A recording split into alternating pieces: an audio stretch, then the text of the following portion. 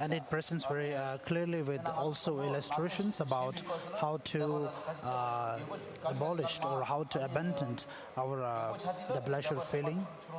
So it takes an example of, for example, when we are in our youth, so we have more desires towards our possessions, but as we grow older, so that desire, the pleasure feeling in those desire decreases.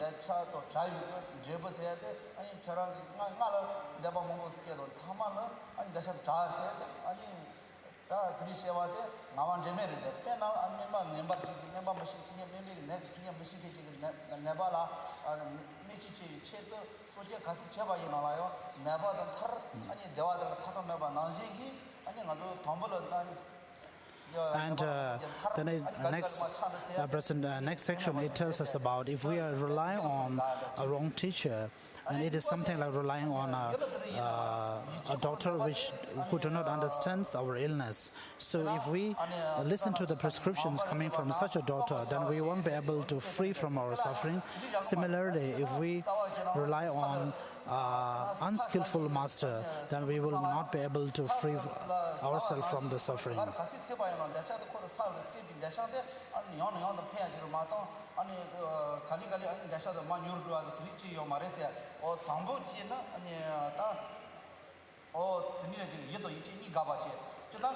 And next section, it tells us that those takes the example of the few organisms which actually lives on the earth and the plants, and since they live on those earth and living plants for their survival, so they tend to have more attachment and desire towards those habitats.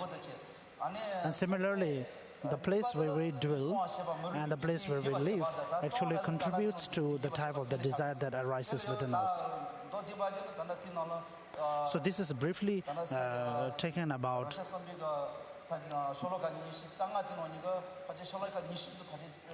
how we cannot look at our human body as the source of our happiness.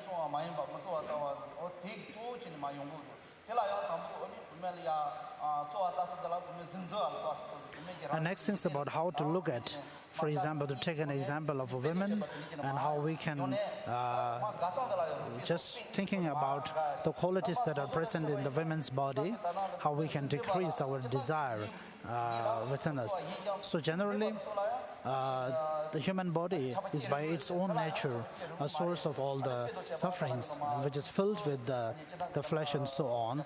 But due to certain human bodies and our own perceptions towards it, so we tend to feel more attached towards it. So there are various illustrations and examples listed in the text here about how we can reduce our desire towards the female bodies.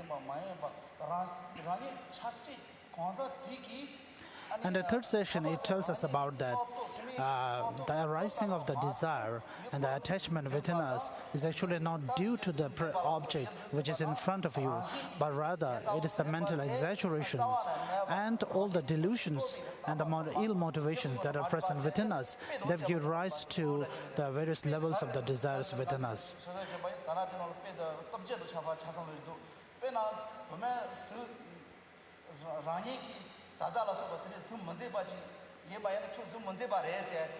So there is also an example given in this text here.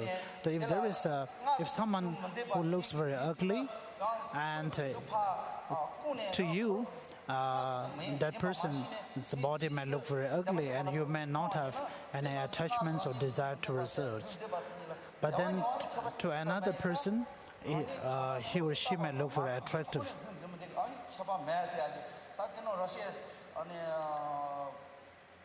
So those to someone who finds that particular person as attractive, so that particular person may get a lot of desire or attached towards the person. So it shows very clearly that that particular human body, that particular person's body itself is not the source of arising of the delusions and the attachments to that particular person.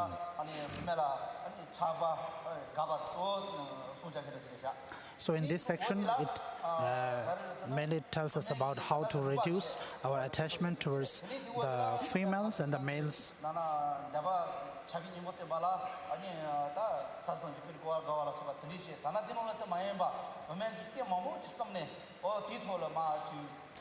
And in this section also, there is also one verse which tells us about thinking about the faults that are present in a woman's body. So thinking about those faults, so then in this way how we can reduce our desires. So I don't want to read that part here. And those faults are actually very clearly written in the Precious Garland by Nagarjuna, and I do not have the time to go through each and everything.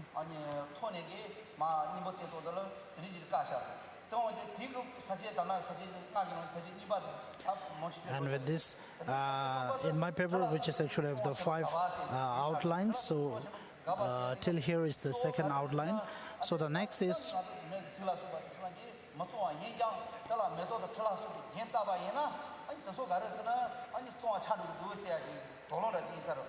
so this is actually another doubt, that though the nature of the women's body is very filthy and very not something desirous, but through our adornments of applying precious scents and putting garlands and so on, so they may look very attractive.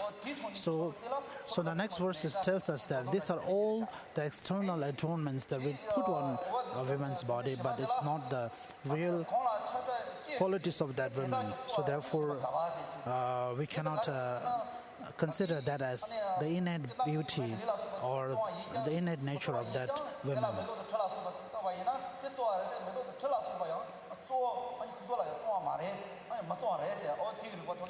And next reason, it says that the flowers and the beautiful scents that we offer to a female body, so they themselves are by nature contaminated.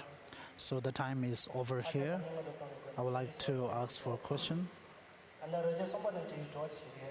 I would like to ask the questions from the 3rd chapter. And the 3rd chapter is about how to look at our contaminated body as impure.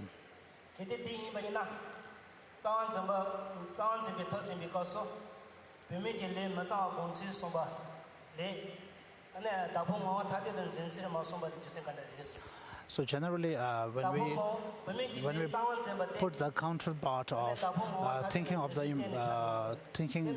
our human contaminated body as pure, so the counterpart way to practice is practice about meditating on the selfless nature of the human body, and the aggregates, the person and its aggregate is not being different from each other.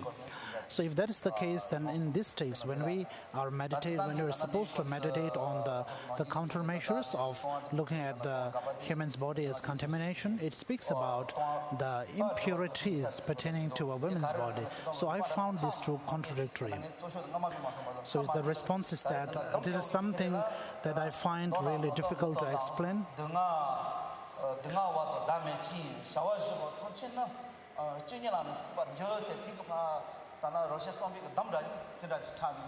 So at the end there is a summary which tells us about how to thinking about the impurity natures of the human body. In summary, all 4, that is impermanence, uncleanliness, suffering, and selflessness are possible with regard to a single thing. So this is the final verse.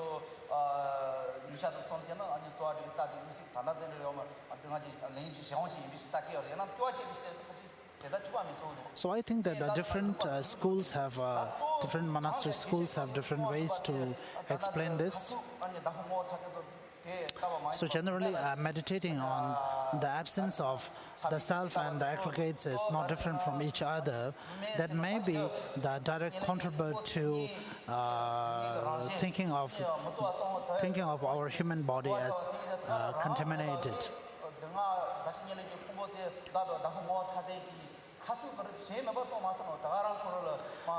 But it is very true that these two thoughts are usually not completely against each other. For example, when you look at a body as a contaminated, and the wisdom understanding the person and the aggregates is having two different integrities are not entirely against each other, but thinking about the absence of the person and its aggregates as different will actually help us to contaminate. So I would like to, this is the moderator speaking, so I wanted to, so since there is a live feed today and 6 interpreters and the translators here into different language. So in the 400 verses where we speak about the women's body as contaminated nature, but this has nothing to do with that, and this not at all presents the social idea of looking down on the females or the women's. And these texts are actually written entirely based on the social economic condition at that time. So we have to understand the context, which is very relevant at that time. And so even from my own understanding, when we meditate about the different levels of the concentrations, so there is a way to look at the lower things as contaminated and so on. So this is something very important that we have to make an announcement to all the, especially to the translator, that the text itself do not have presence or look down upon the women in any way.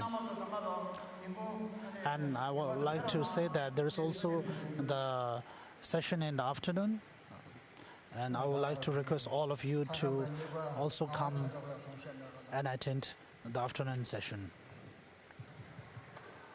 Now I would like to request Ngawang Kyanabla to present his paper.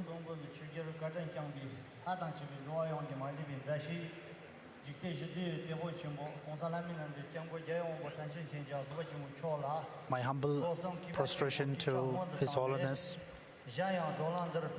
and also to Kandan Rinpoche, Shabbat Chögyam, Jambat Chögyam, abbots and former abbots, Ling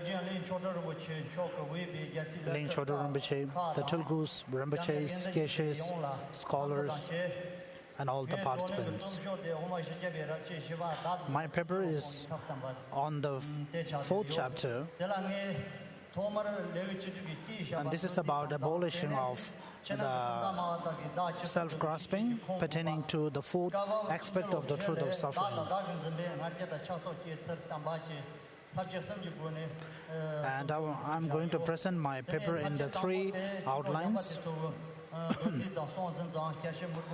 So the former papers have presented it briefly, so I'm not going to put into detail. The second is about the different views pertaining to the self and the I, which is coming from Buddhist and the non-Buddhist schools. And the third one is the 4 different 4 aspects of the truth of suffering and the graspings pertaining to that. So to go through the paper, as Chandakriti has presented very clear, that it is actually the very presence of the I, the sense of the I within us, which actually brings us again and again to this suffering. So whatever the accumulations that we inherit, be it the positive or the negative imprints that we accumulate, it is all related to the sense of the grasping of the I.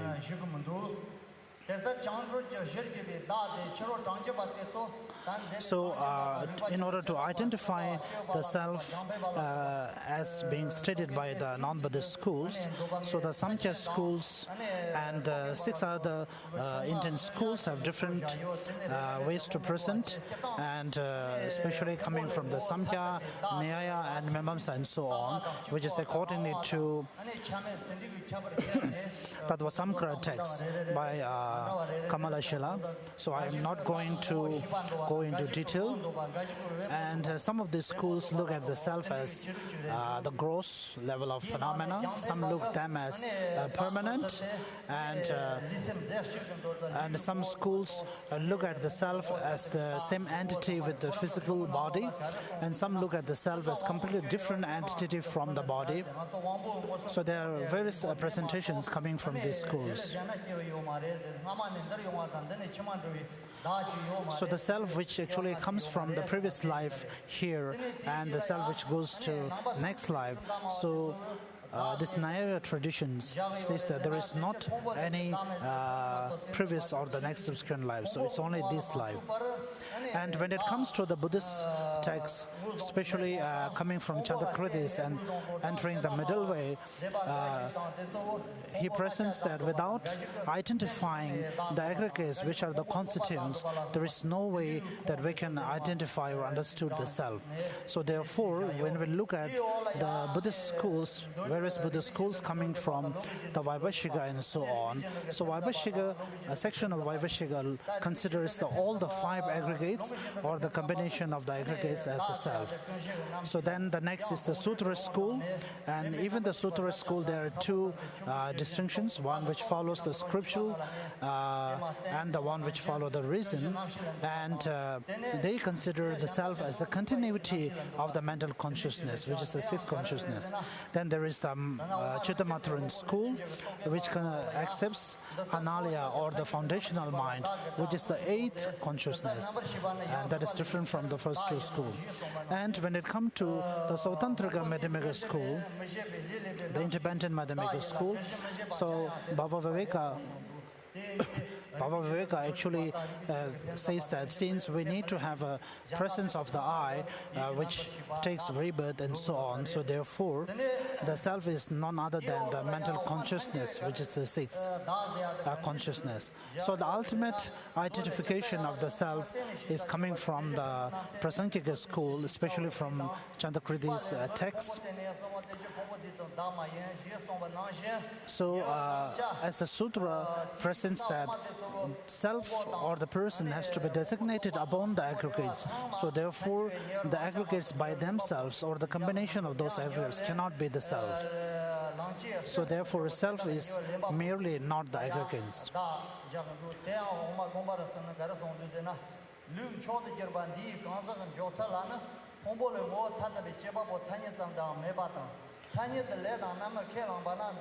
And therefore, the self is not entirely different from the aggregates also, as the other schools accept that the self is something different from the entities. So therefore, self is designated without being critically investigated upon its aggregates. So self, when it is further subjected to investigation, then it cannot be found out from its aggregates. So with that, the presentation on the identification of the self coming from various schools. So next, I have some doubts written here.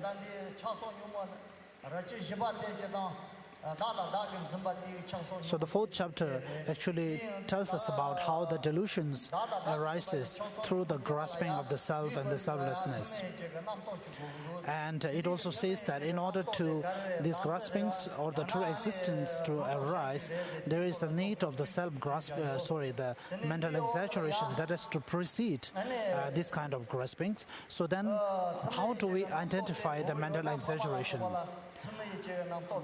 If that is necessary to precede any kind of graspings, then can we say that even the bodhisattvas in the higher levels, do they also have the mental exaggerations? And in some texts, it says that the bodhisattvas use the desire for the benefit of other people in order to benefit other people. So since they use the desire in a positive way, so even to those bodhisattvas also, does it necessary that a mental exaggeration has to precede the arising of those delusions or not. That is one doubt that I have here. And next doubt is when we identify the desire, so according to this highest mathematical school, whether the desire by itself is the true grasping or the true grasping, which is the ultimate defilement, which harms us from attaining the enlightenment, whether the true grasping is same as desire or are they two different things. And Aryadeva has written very clearly about the identification of the desire. And the desire here again is actually presents from two ways. One which is very unique or uncommon to the lower schools. The desire that is identified by the lower schools are quite different from what the highest mathematical school speaks here. And in the short time, ultimately I would like to state a few things. So I would like to say that all these doubts is actually I have presented here are usually the doubts that I and all my classmates, and that comes due to our teachers and our debate. And ultimately I will pray for the long life of His Holiness, and may Tibetans be able to go back to Tibet after gaining independence. So I would like to ask any questions there.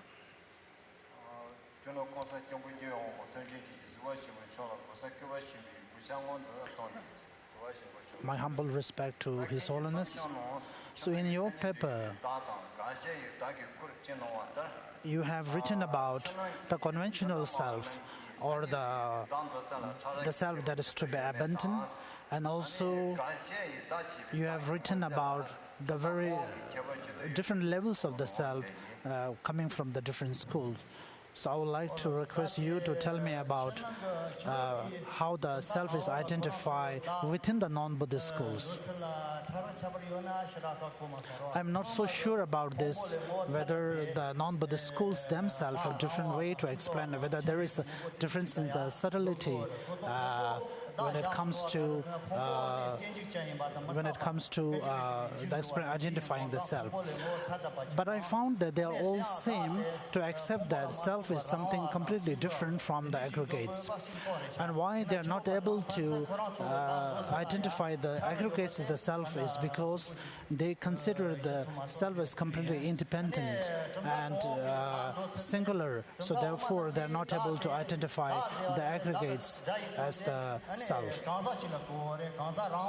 But when it comes to some of the Buddhist schools, they look at the self as an independent, which is self-sustaining, which do not rely on any other factors.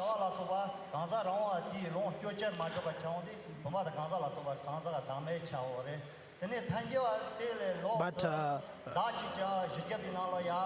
the other Buddhist schools look at the self in a different way, and even the phenomena which are different from the self, such as the pillar, the vase in front of us, though they do not have any sense of a presence of self within them, but they are the object to be grasped or viewed by an independent self. So that is the way to grasp those other factors also having its own existence. So I think this is one difference, but when it comes to the highest mathematical school, there is a huge difference in the identification of self.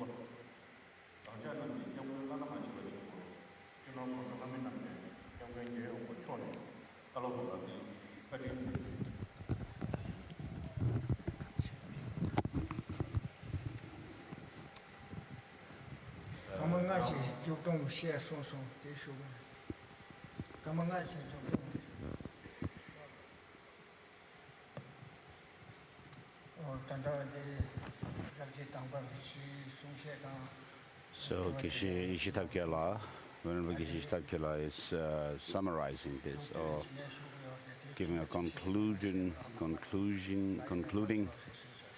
talk. So we have done. We are done with the first 4 chapters.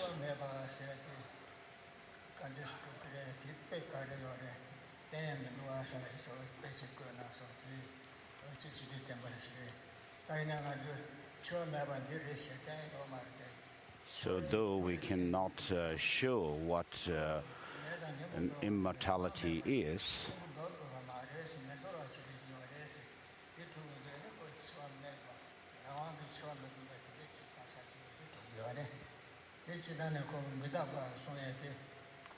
so it's a deathless state where you are not tossed by the forces of death and so forth.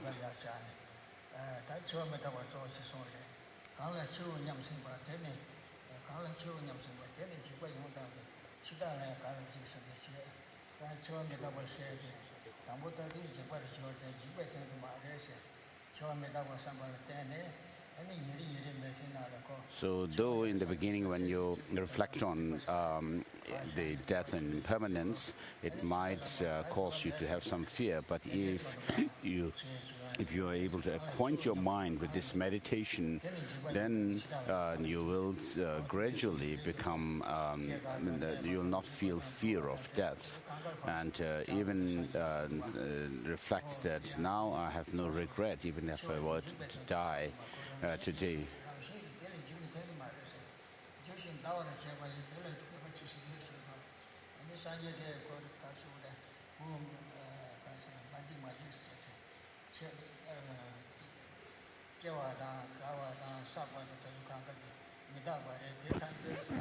So birth, aging, and accumulation of wealth and so forth are impermanent, and therefore the Buddha has taught the meditation on impermanence and death to rid us of fear of death. So what is meant by naturally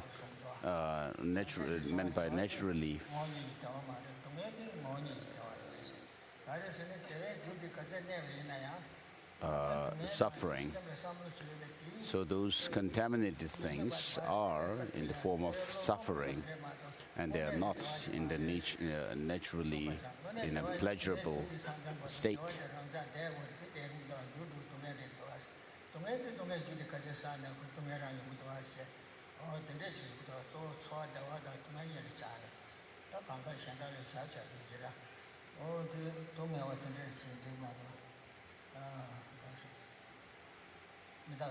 So the more you try to experience the pleasurable experiences, if you find that they are ultimately unsatisfactory, and therefore we should understand that they are also in the nature of suffering in that sense.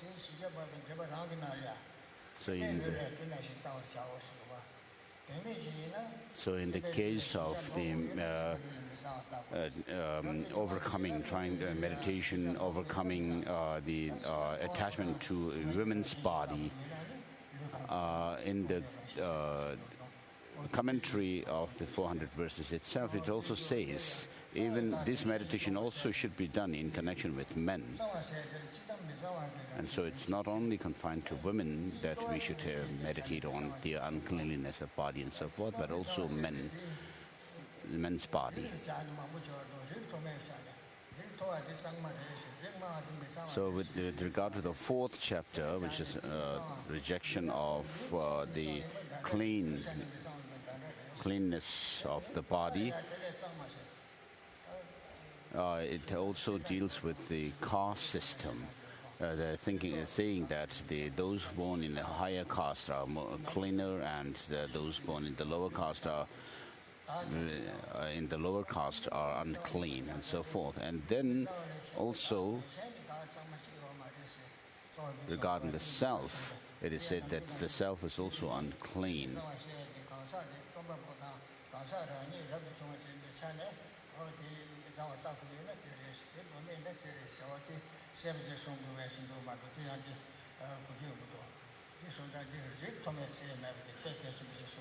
So in the fourth chapter, there's emphasis on there's no need, that there's no need to consider people as higher, belong to higher or lower castes as such. So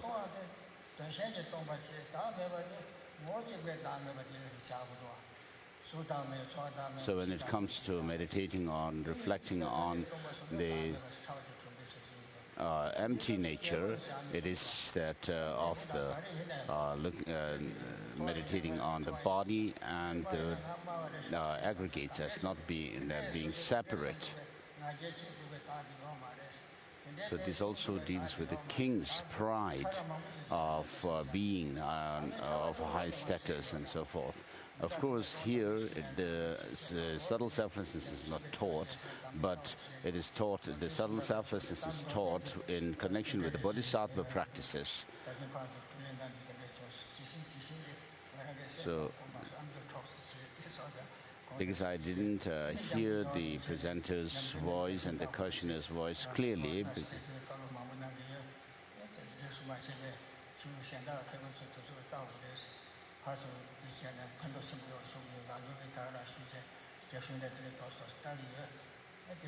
So, following His Holiness the Dalai Lama's advice, I have also studied the Indian classic texts, not only confining our studies on the Tibetan commentarial treatises.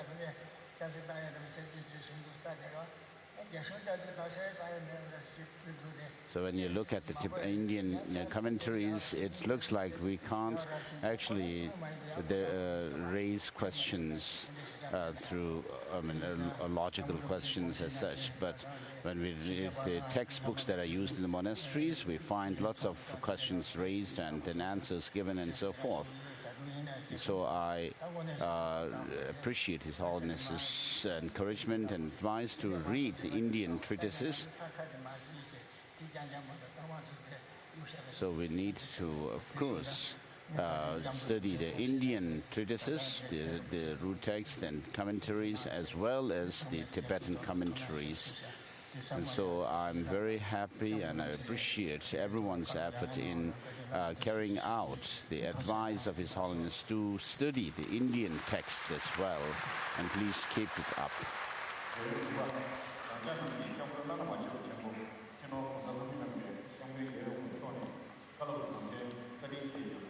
I'd like to request with folded hands the universal beacon of peace and compassion and our Savior, His Holiness the Dalai Lama, to grant us the keynote address.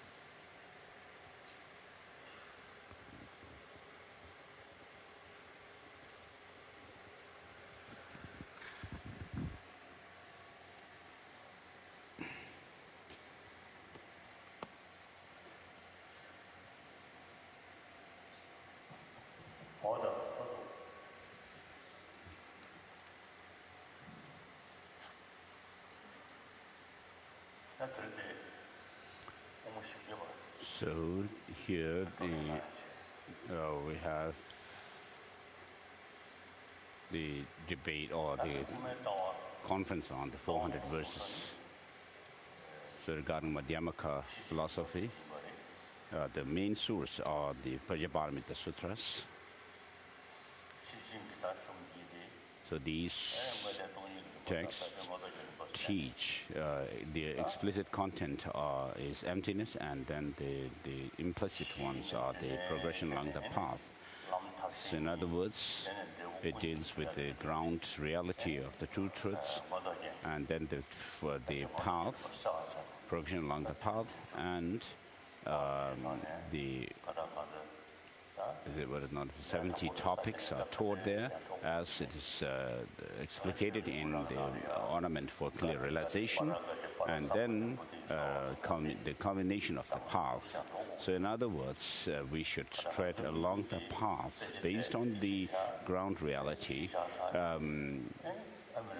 as referred to in the Heart Sutra Tantra.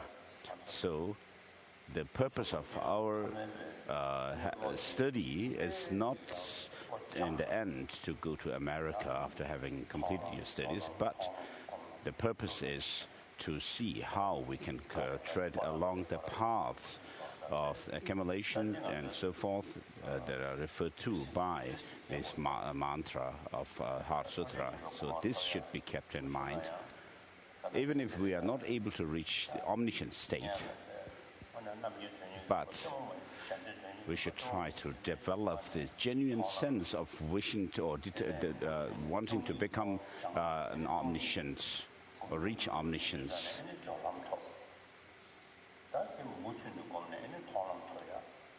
And also at least to try to reach the path of seeing, where you are able to see the emptiness directly, for which you need to go through the path of accumulation and path of preparation. So this I also have this aspiration to reach the path of preparation and then the path of seeing in this life.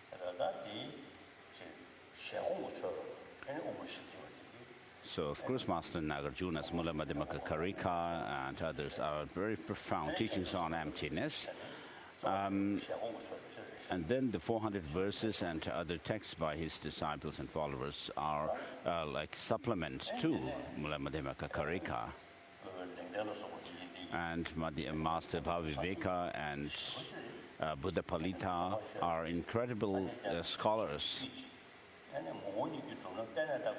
Buddha Palita, in other words, has mentioned this very pithy instruction, a statement where he says, if things were to have any essence in and of themselves, then what is the need for dependent designation?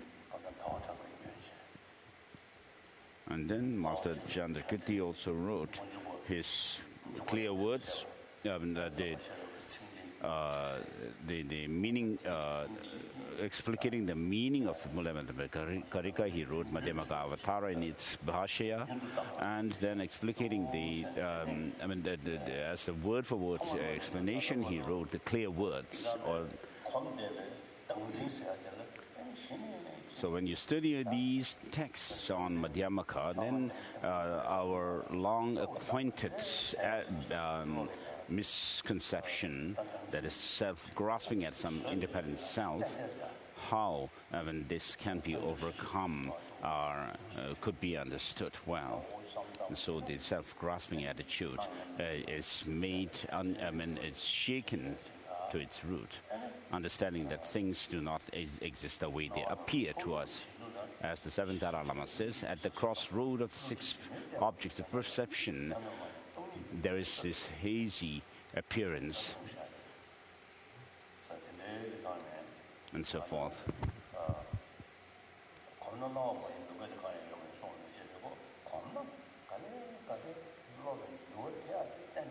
So as Shantideva says, through acquaintance, that there's nothing that will not become easier. And therefore, since the more acquaintance, the more you are accustomed to meditate on the subjects, the easier they will be. So the wisdom realizing emptiness and so forth can be familiarized to, and thereby increased in their intensity to counter our grasping at true independent existence and so forth, which have no sound basis and the support of knowledge. And therefore, one should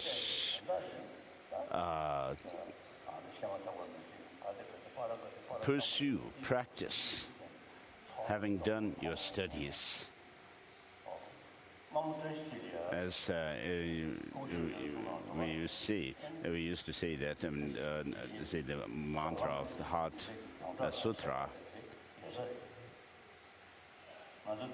So there used to be a saying that in Tashikil Monastery in Amdo, there were scholars who have reached the path of preparation.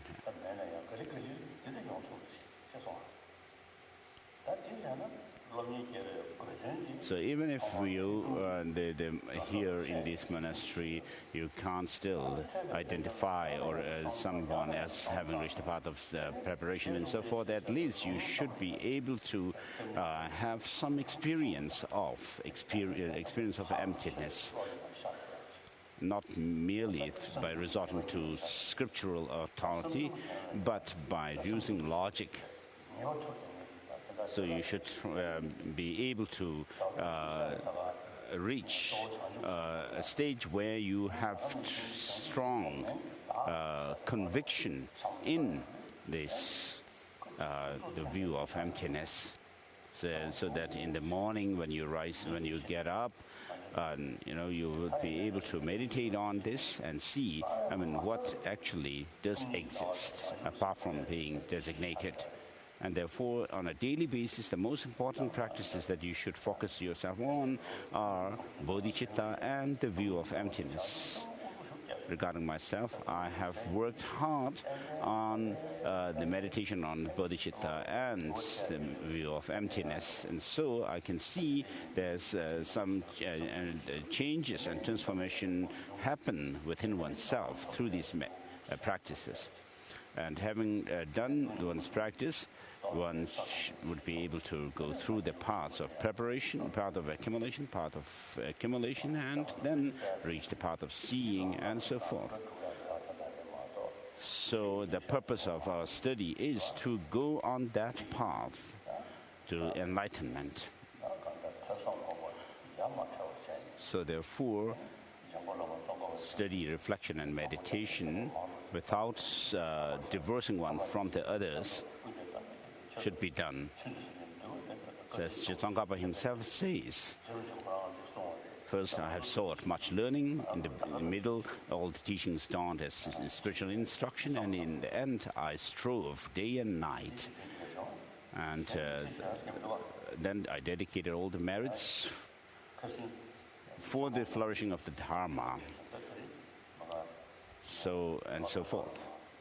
So when I met the abbot of Drepung Loseling, I told him that this time when I come to the monasteries, we will have examination of the monks. But if you ask me to sit for the debate, I will not be able to do so. So Loseling Rinpoche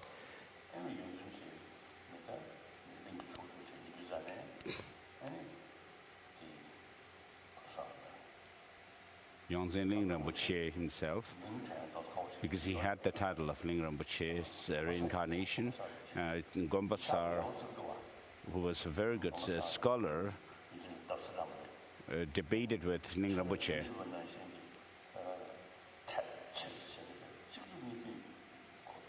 Like they debated in the debating courtyard.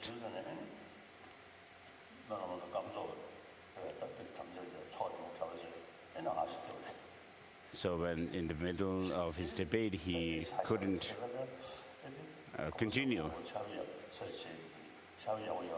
So Gombasar from Sera Monastery wasn't able to keep up with this debate with Ling Rinpoche. So there was he actually couldn't continue his debate. So because you are engaged in debate day and night, and you are very proficient in debate, so the more you gain some understanding and conviction, that it should be used to make transformation within your mind. So the main tools that you find for your mental transformation are found in Mula Madhyamaka Karika, the 400 verses, and the Madhyamaka Avatara. So think of doing all three: study, reflection, and meditation, but not only doing study. So these papers, presentations are written very well. So that's all I have to say. So regarding the Buddha Dharma, we are not talking about only one generation, but generation after generation, for centuries on, we should think of preserving it. So we should think of continuing preservation of this teaching of the Buddha. So as in the beginning, it was mentioned that we are celebrating the triple occasion. This is the occasion to celebrate three different anniversaries, or the 600th anniversary of Tsongkhapa's death, and so forth. So the world is nearing that of the destruction through fire. Today, one scientist told me that because of this, the global warming, in the next 8 decades, the heat would be so high, intense, that the world would turn to desert. So there is such danger.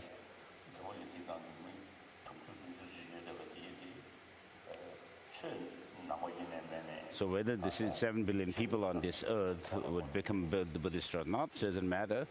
Make people aware that happiness must be sought from within, and for that, love and compassion are essential.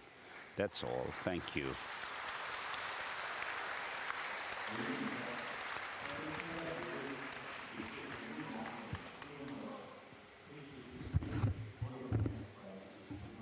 The discipliner of the monastery.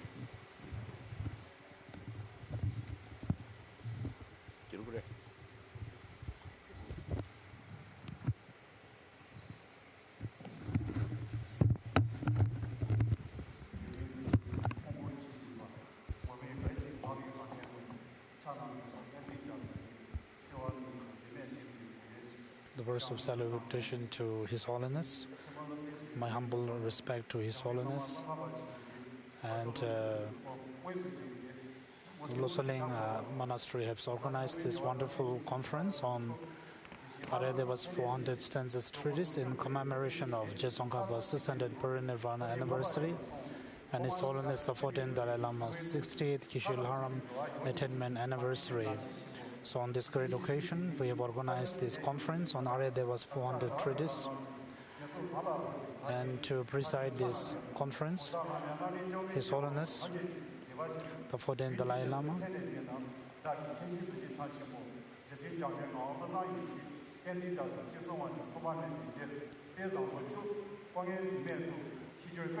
and I wanted to thank His Holiness on the behalf of all the monks of Loseling Monastery for coming to this conference.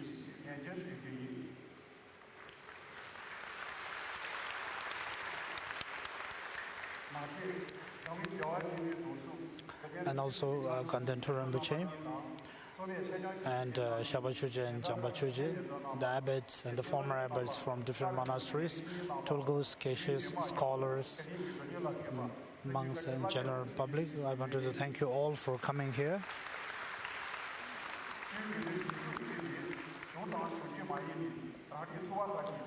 And also various representatives from different organizations, government and non-government organizations. I wanted to thank you also for coming here. And also to all the organizing staff and the committee members for organizing this wonderful conference.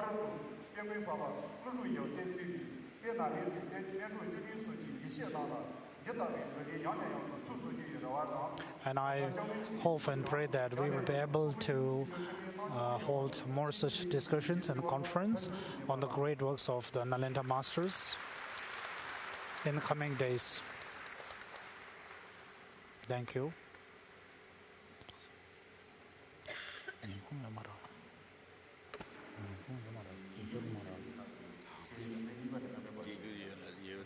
Program will be starting from 2 p.m. up till 5 p.m. Please keep that in mind.